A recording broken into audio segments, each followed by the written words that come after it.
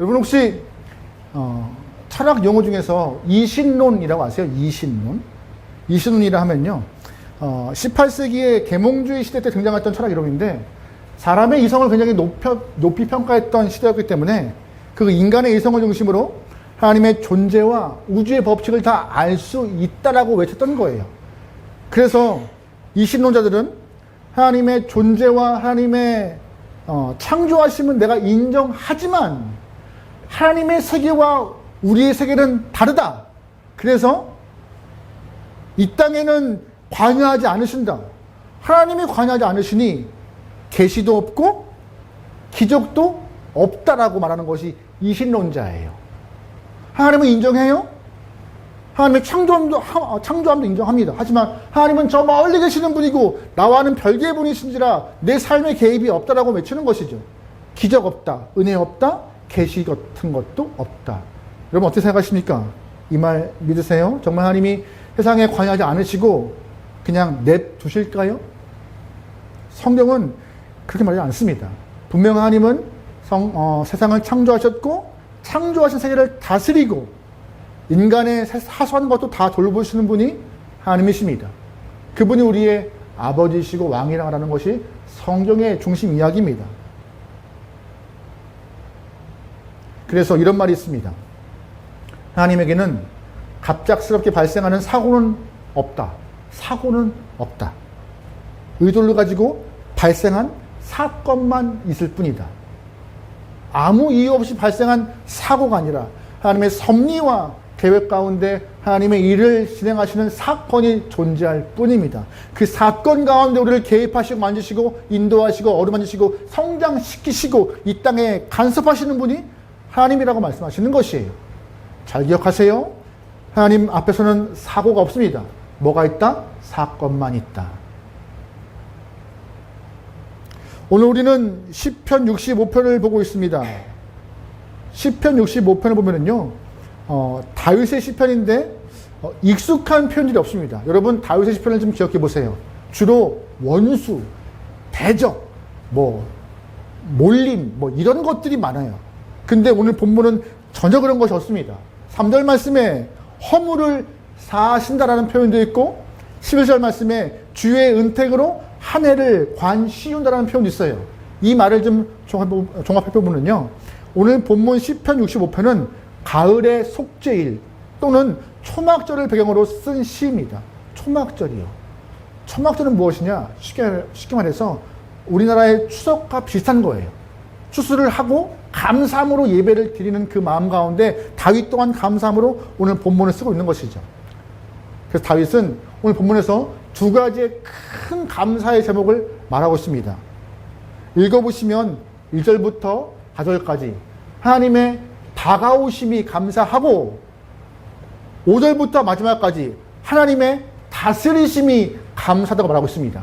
그래서 설교의 오늘 본문 제목이 다가오심과 다스림입니다. 다윗은 오늘 본문에서 두 가지의 축복을 말하고 있습니다. 하나님이 다가와 주셔서 감사합니다. 하나님이 우리를 다스려 주셔서 감사합니다. 대적, 원수, 마귀 이런 거 다 오늘 표현 없어요. 그냥 주신 것에 감사하고 나를 다스려 주신 하나님 앞에 감사한 다윗의 마음. 우리가 좀 오늘도 그래서 이 시간 다가오심과 다스림이 좀 무엇인지 조금 더 구체적으로 보려고 합니다. 먼저 하나님의 다가오심의 은혜가 무엇입니까? 첫 번째 그 은혜는요, 우리가 예배할 수 있는 은혜입니다. 뭐 할 수 있는 은혜요? 예배요. 우리 1절부터 2절 보겠습니다. 같이 읽어요. 시작. 하나님이여 찬송이 시온에서 주를 기다리며 오며 사람이 서원을 주께 이행하리이다. 기도를 들으시는 주여 모든 육체가 주께 나아오리이다. 아멘.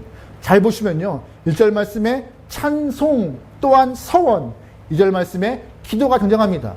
이 찬송과 서원과 기도를 종합하면은요, 이 모든 것은 어디에 포함되는 거예요? 예배. 잘 보시면 찬송이 어떻게 표현되고 있어요? 사람처럼 기다린대요. 찬송이 시온에서 주를 기다린대요. 찬송이 사람입니까? 아니에요. 사람이 아님에도 사람처럼 표현하고 있는 것입니다. 무슨 뜻이냐? 하나님의 예배자가 이 마음 가운데 너무 갈망하고 감사해서 예배당에 올라가기 전부터 이미 찬양하고 싶은 마음이 뜨거운 거예요. 그래서 올라가는 거예요. 하나님 예배하고 싶습니다. 찬양하고 싶습니다. 서원하고 싶습니다. 기도하고 싶습니다. 그런 마음으로 이 시를 쓰고 있는 것입니다. 여러분 질문 드려볼게요. 그러면 왜 다가오심이 예배의 은혜로 표현될까요? 왜 다가오심이, 하나님이 이 땅에 다가오심이, 하나님이 이 땅에 오심이, 하나님이 우리의 간섭하심이 왜 우리에게는 예배로 표현되는 은혜가 있을까요? 이게 우리의 숙제예요. 왜냐? 우리가 의지를 갖고 주 앞에 나오는 걸까요? 아닙니다. 잘 생각하세요. 예배는요, 우리가 먼저 반응하는 것이 아니라 예배는 은혜를 받은 자가 감사함으로 표현하는 것입니다. 하나님의 높으심을 인지하고 받은 것에 대해서 감사하고 나 같은 영혼을 사랑하신 하나님의 은혜에 감사해서 올라가는 것입니다. 뭐하러? 예배하러. 그래서 주가 먼저 오심으로 나도 주 앞에 가는 것이 예배인 것이에요. 내가 먼저 가서 하나님 나 여기 있는데 한번 와보세요가 아니라 은혜를 기억하고, 그래서 예배가 특권인 것이에요. 왜? 부른 자가 드릴 수 있는 거니까는요. 부른 자가 주를 고백할 수 있는 거니까는요. 은혜 받은 자가 하나님 앞에 나갈 수 있는 거니까요. 다가오심이 은혜인 것이에요. 어떻게 표현돼요? 예배로 해요. 예배로. 예배의 시작은 우리의 의지가 아닙니다. 여러분 잘 보시면 출애굽기에서 모세가 떨기나무에서 불타는 하나님의 옷을 보게 됩니다. 그때 모세가 먼저 걸어가나요? 아닙니다. 하나님이 존재하시니 모세가 확인해요. 그리고 가요. 그리고 하나님 말씀을 하세요. 신 벗어. 아무것도 없는데 모세가 쪼벅쪼벅 걸어간 거 아니에요. 먼저 찾아오심과 존재하심이 확인되었고 그 다음에 모세가 걸어간 겁니다. 그게 순서예요.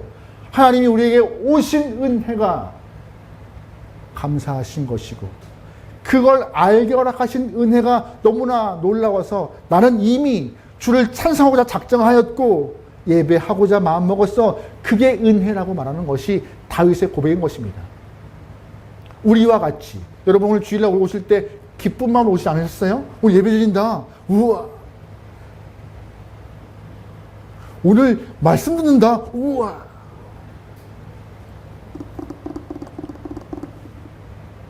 다 그렇게 오셨으리라 믿습니다. 감사해요. 오늘 1절에 있는 것 같이 찬송이 주를 기다리는 것과 같이 예배드리는 우리가 매주 올라올 때마다 오늘 내가 주를 만나러 가는구나. 내가 주의 말씀 들으러 가는구나. 왜 우리가 이렇게 기쁜 마음으로 오는 거예요? 아니 왜 매주 모이는 거예요? 딱 하나예요. 은혜가 잃어버리지 않기 때문에, 은혜를 상기하고 은혜를 잊지 않기 위해서 다시금 은혜를 받기 위해서 올라오는 거잖아요. 은혜가 먼저인 것입니다. 다가오시니까 은혜가 있는 것이고 그 은혜 때문에 우리가 예배하는 것. 그래서 다가오심이 은혜인 거예요. 그것이 우리는 예배로 표현되는 것이고요. 그런데 솔직히 우리는 기쁜 마음으로 막 예배 오는 것보다 어떻게 봐요? 여러분은 우리 교회는 한 명도 그런 분 없겠지만, 한 분도 안 계시지만 형식적으로 드리는 예배를 드릴 때가 참 많습니다. 그러다 보니 예배 끝날 시간 되면 초조해져요. 목사님 예배 오늘 설교가 좀 긴데 지금 이렇게 가면은 10분 넘어갈 텐데 밥 먹고 나가면은 안 되는데 막 이렇게 사람이 막 들어갑니다. 형식적으로 예배 드리면. 또 오늘과 같이 사랑이 많이 반복되면은 뒤가 늘어질 텐데 안 되는데 형식적인 예배가 되면 이렇게 되는 거예요. 그래서 이거는 진짜 있는지 모르겠지만 설교 주변에서 본 글인데, 미국의 어느 교회에서 설교단에 목사님이 붙이신 메모지가 있더래요. 그게 어느 성도가 준 메모지인데 그걸 잊지 않으려고 아무튼 이런 메모입니다. 설교를 짧게 하는 복이 있나니 다시 강단의 청함을 받을 것이요. 그 성도가 준 메시지래요. 설교를 짧게 하는 복이 있나니 다시 이 강단의 청함을 받을 것이요. 저는 감사해요. 우리 교회 분들은 그런 부분은 없어서. 사무실 밑에 쭉 메모가 딱 써가지고 목사님 설교가 길었어요. 이런 분 한 분도 없어서 너무 감사해요. 형식적으로 예배가 드리면요 이렇게 돼요. 짧게 대충 그냥. 근데 그게 이 다가오신 은혜를 경험한 사람일까요? 그게 아니라는 거예요. 하나님의 다가오신 은혜가 되면은요 예배가 기다려져요. 올라가요. 그리고 찬양을 하거나 기도를 하거나 밥을 먹거나 다 해도 어느 순간마다 회복이 있어요. 그게 예배인 것이죠. 여러분 그 예배를 다 누리기 소망합니다. 할렐루야. 아멘. 이런 예화가 있어서 한번 가져와 봤습니다. 예배에 관한 오래된 예화인데요. 어느 40대 남자가 60대 어머니에게 교회를 가고 싶지 않은 이유, 예배를 드리고 싶지 않은 이유 세 가지를 대요. 엄마, 나 늦잠을 좀 자고 싶어. 교회 가기 싫어. 엄마, 두 번째 이유가 뭔지 알아? 성가대가 찬양을 진짜 못해. 화음 진짜 안 맞아. 세 번째 이유가 뭔지 알아? 장로님 기도가 너무 길어. 감사도 장로님이 다 짧아요. 나 가기 싫어. 막 이렇게 피를 내는 거예요. 60대 엄마가 그랬더니 야 그거 그렇게 하면 안 되지. 네가 꼭 예배를 가는 이유가 뭔지 알아? 첫 번째, 예배는 사람 보고 하는 거 아니야. 성가대가 불협화음이든 장로님 예배 기도가 길든 아니야. 예배는 하나님께 드리는 거야. 가야 돼. 두 번째 이유, 예배는 신앙생활의 필수야. 가야 돼. 세 번째 이유가 뭔지 알아? 꼭 가야 돼. 네가 그 교회 담임 목사잖아. 담임 목사도 예배가 형식화되면요 가기 싫은 거예요. 성가대, 우리는 성가대 없으니까 신앙팀 막 장로님 죄송합니다. 그렇게 되는 거예요. 목사라고 별게 아닙니다. 그래서 우리는 하나님의 다가오심, 우리에게 와 주심, 우리가 하나님을 부를 수 있는 그 은혜를 잃어버리면 안 돼요. 그래야 예배가 예배다워져요. 그래야 예배가 우리에게 은혜가 있어요. 그래야 예배가 우리에게 기다려져요. 벌써 주일이야. 또 가야 돼. 어디에 끌려가는 소와 같이 가는 여러분 되지 않게 소망합니다. 두 번째, 잘 보시면요. 예배가, 다가오심이 은혜가 되는 이유가 뭔지 아세요? 첫 번째, 다가오심이 은혜가 되는 이유는 우리가 예배를 드릴 수 있어서입니다. 두 번째, 다가오셔서 우리에게 용서함을 허락하시는 거예요. 뭐예요? 용서함이요. 그래서 은혜인 거예요. 우리 3절 말씀 보겠습니다. 3절입니다. 시작. 죄악이 나를 이겼사오니 우리를 허물을 주께서, 아멘. 3절 후반부에 허물을 주께서 사하신대요. 다가오셔서 허물을 사해주신대요. 이게 누구의 시예요? 다윗이요. 다윗은요, 죄 때문에 한번 크게 넘어진 영혼입니다. 죄 때문에 그렇게 뜨거웠던 신앙이 꺾였고, 그렇게 열정으로 드렸던 예배가 재미없어졌고, 하나님을 바라보지 않는 영혼 되었어요. 뭐 때문에요? 죄 때문에. 죄가 얼마나 무서운지 알고 있던 사람이 다윗이에요.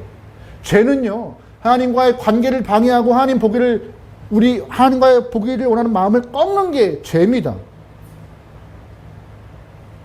그래서 이사야 59장 말씀에 이런 표현이 있습니다. 같이 읽어볼게요. 시작. 여호와의 손이 짧아 구원하지 못하심도 아니요 귀가 둔하여 듣지 못하심도 아니라 오직 너의 죄악이 너희와 너희 하나님 사이를 갈라놓았고 너희 죄가 그의 얼굴을 가리켜서 너희에게서 아니하시리라. 너희의 죄악이 하나님과 너희를 갈라놓았고 너희의 죄가 하나님의 얼굴을 가리겠다는 거예요. 하나님의 능이 짧아서 없어서가 아니라 너에게 몸으시는 것이 아니라 누구 때문에요? 죄악 때문에. 아무리 기도해도 형식화된 기도, 아무리 다가오심의 은혜를 충만해서 예배를 드려도 그 예배가 형식화돼 버리고 죄가 해결되지 않으면 그 예배는요, 그 은혜, 그 기도는요, 그 신앙생활은요 이렇게 돼요. 하나님과 거리가 멀어지고 벽이 쌓여지고.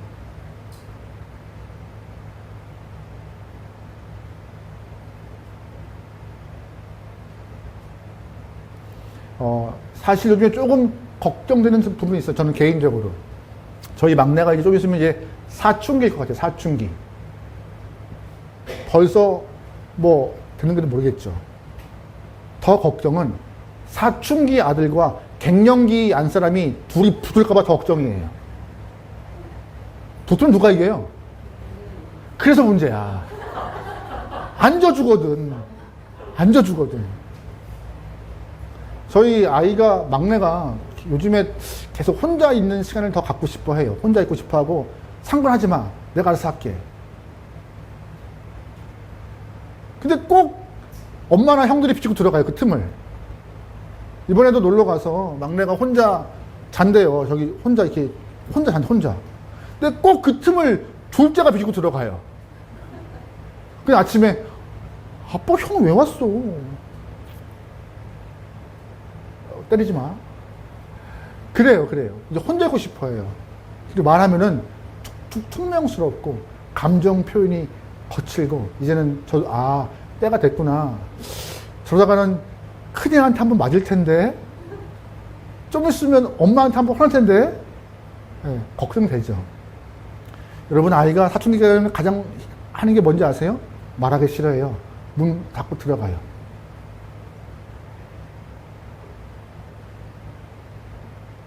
부모는 미치죠. 근데 하나님도 그러세요. 죄악 때문에 관계가 멀어지고 벽이 있고 문 닫아버리면요. 하나님은 얘가 어떻게 하려고 그러나? 얘 어쩌려고 그러나? 괜찮나? 잘 살 수 있어? 이거. 근데 그거 아세요? 하나님은 갱년기가 아니세요. 그래서 감사한 거예요. 하나님은.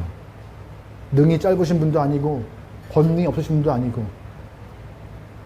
돌아올 때까지 참으시는 분이고 회복시키시는 분이고 바꾸시는 분이세요. 감사한 거죠. 본문에서 그래서 하나님 뭐라고 하세요? 죄악을 사하신다고요. 죄 때문에 안 보고 거리가 멀어진 그 관계를 회복시키기 위해서 다 사하신다고요. 여러분 다윗은 알아요. 죄에 넘어진 것이 얼마나 불행인지. 불행을 경험을 받습니다. 죄 때문에 주님과 관계가 멀어지고 담쌓였던 본인의 삶이 얼마나 어두우면는지 알기 때문에 그거 불행인지 알아서 하나님 내가 주 앞에 용서받았습니다. 다가오셔서 내가 용서받았음에 너무나 행복합니다. 지금은 너무나 좋습니다. 라고 말하고 있는 것이고 우리에게도 너희들도 다가오신 주님의 은혜, 용서의 은혜 놓치지 마. 놓치면은 우리는 암흑이야. 놓치면은 쩍쩍 갈라지는 여름밤의 논바닥 같아 라고 말하고 있는 것이 다윗의 고백이에요. 여러분 아무리 제사장이 짐승을 잡아서 제단에 피를 뿌린다 해도 그게 용서되는 거예요? 제사장이 피 뿌린다고 제사장이 용서하는 거예요? 용서 누가 하는 거예요? 누가 하는 거예요? 제사장이요? 아닙니다. 3절 말씀에 주께서 사하시는 것입니다. 주께서 사하시는 거예요. 이 사하다는 말의 히브리어가 체카프렘이라는 말인데 무슨 뜻이냐면 덮다는 거예요. 덮어요. 죄가 없다고 덮어주시는 거예요. 안 보시는 거예요. 들추면은 어이구야 환장하겠다 하겠지만 덮으셔서 그걸 안 보시는 거예요. 그리고 너 내 아들이니 내가 인정할게. 딸이 인정할게 하고 딱 끝내시는 거죠. 안 물어보세요. 주 앞에 나오는 자, 내가 다가갔으니 내 앞에 나오는 자 안 물어봐. 내가 덮을 거야 라고 하시는 것이에요. 하나님은 아버지 부르는 자 내가 덮을 거야 하시는 것이에요. 그게 은혜인 것이에요. 따지지 않으세요. 너 왜 이랬어? 너 왜 이랬어? 일로 와봐. 이거 아니라 하시는 거예요. 죄송해요 하나님. 내가 참 못됐네요. 그래. 내가 덮을게. 안 볼게. 근데 감사한 것은 아무리 제사장이 피를 뿌린다 해도 이게 안 덮어졌지만 너가 덮은 거예요. 우리를. 예수의 보혈이 우리를 덮어서 하나님이 그래. 됐다 이제 하시는 거예요. 이제.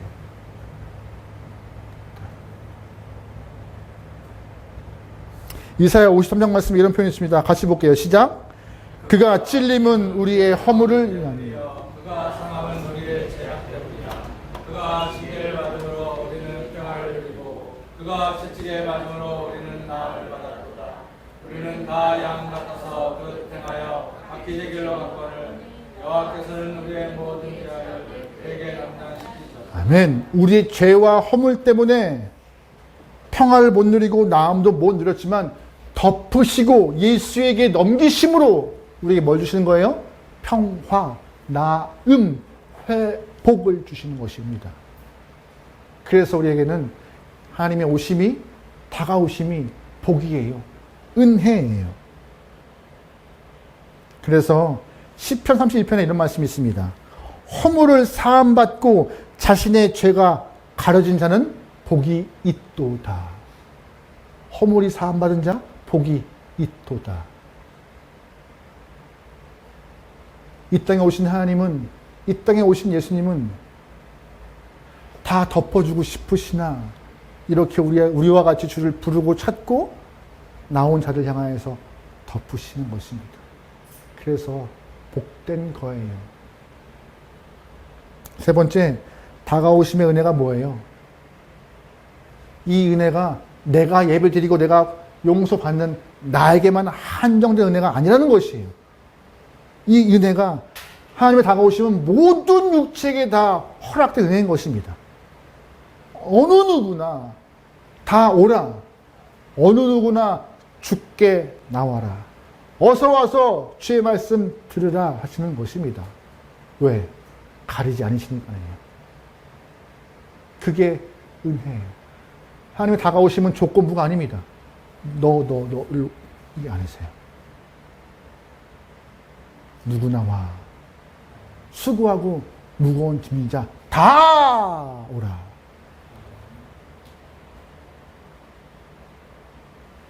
여러분 그 은혜 잘 누리기 소망합니다. 하나님 다가오심은 우리에게 복이에요. 왜? 예배가 있고 용서함이 있고 모두에게 허락된 은혜이기 때문에. 또한 오늘 본문에서는 5절부터 다윗이 두 번째 은혜 얘기하고 있습니다. 바로 다스려 주심이 주십니다. 다스리심이요. 다가오셔서 우리에게 예배를 드리게 허락하시고 용서를 허락하시고 모든 사람에게 그 예배와 용서의 은혜를 열어주신 것이 감사한 것인데 그냥 가만히 계신 하나님이 아니라 어떻게 하시는 분이세요? 다가오셔서 다스리는 분이시래요. 방관자가 아니라 눈 뜨고 가만히 보고 계신 분이 아니라 다스리고 만지시고 관장하시고 주관하시고 간섭하는 분이시래요. 그래서 우리에게는 뭐가 있어요? 풍요로움이 있는 거예요. 삶의 풍요로움이요. 어떻게 하나 보자 뒷짐지고 관망하시는 하나님이 아니라 일을 이뤄가시는 분이 하나님이십니다. 5절 말씀 보겠습니다. 같이 읽어요. 시작. 우리 구원의 하나님이시여 하나님 모든 끝과 먼 바다에 있는 자가 위하여 주께서 우리를 따라 명하신 일로 우리에게 응답하시리이다. 아멘. 잘 보시면 다윗이 하나님을 뭐라고 불러요? 구원의 하나님이시여. 다윗은 온 지구에, 온 땅에 유일한 구원자가 하나님이시라고 고백하고 있습니다. 그 하나님이시여. 구원의 하나님이시여. 의지할 분은 유일하게 하나님 당신밖에 없습니다라고 말하면서 그 하나님이 의를 따라 일하시고 5절 말씀 후반부에 어미하신 일로 우리에게 응답하신대요. 어미한 게 뭐예요? 어미한 게. 어렵죠?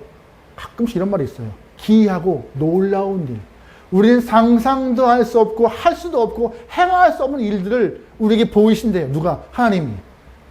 그냥 이 땅에 오심으로 가만히 계신 분이 아니라 오셔서 놀랍고 기이하고 신비한 일로 우리의 삶을 만드시는 분이 하나님이시래요.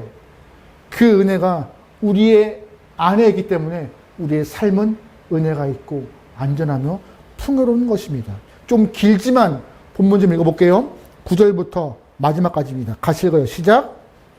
땅을 돌보사 물을 대어 심히 윤택하게 하시며 하나님의 강에 물이 가득하게 하시고 이같이 땅을 예비하신 후에 그들에게 곡식을 주시나 주께서 밭고랑에 물을 넉넉히 대사 그 이랑을 평평하게 하시며 또 담비를 부드럽게 하시고 그 싹에 복을 주시나이다. 주의 은택으로 한 해의 관을 씌우시니 주의 길에는 기름 방울이 들의 초장에도 떨어지니 작은 산들이 기쁨으로 따를 초장은 양떼를 골짜기는 곡식으로 덮었으며 그들이 다 즐거이 외치고 아멘. 잘 보세요. 얼마나 하나님이 오셔서 만지시니 역사하시고 일하시니 풍요로움 있잖아요. 9절 말씀에 심히 윤택하대요. 또한 9절 말씀에 물이 가득하게 하신대요. 10절 말씀에 물을 넉넉히 데워 주신대요. 삶의 일을 위하여서. 11절 말씀에 기름방울이 떨어진대요. 누굴 통하여서? 하나님을 통하여서. 우리를 위하여서 일하시는 분이 하나님이시래요. 그 하나님이 우리의 삶을 이렇게 바라보시니 가만히 있으면 안 되겠네. 얘네 할 수 있는 것보다 못하는 것이 많네 하면서 일일이 간섭하시면서 살 수 있도록 은혜 허락하시는 분이 주님이시래요. 그래서 주의 다스림이 은혜인 것입니다. 간혹 가다가 누군가의 다스림 받으시는 분들, 누군가의 다스림 받는 것이 부담스러운 분이 있을 수 있습니다. 인생 내 건데 누가 왜 날 다스려? 내가 알아서 사는 거지. 내가 그냥 살면 되는 거지 뭐. 부담스럽게 뭐. 여러분 인생 여러분 것입니까? 장담 못해요 우리. 내일 아침 눈 뜬다는 보장이 어디 있습니까 우리에게? 없어요. 진짜 없어요. 죄송한 표현입니다. 예배 후에 나가면서 우리가 안전하게 집에 갈 거라는 보장이 어디 있습니까? 우리가 장담할 수 있는 건 아무것도 없어요.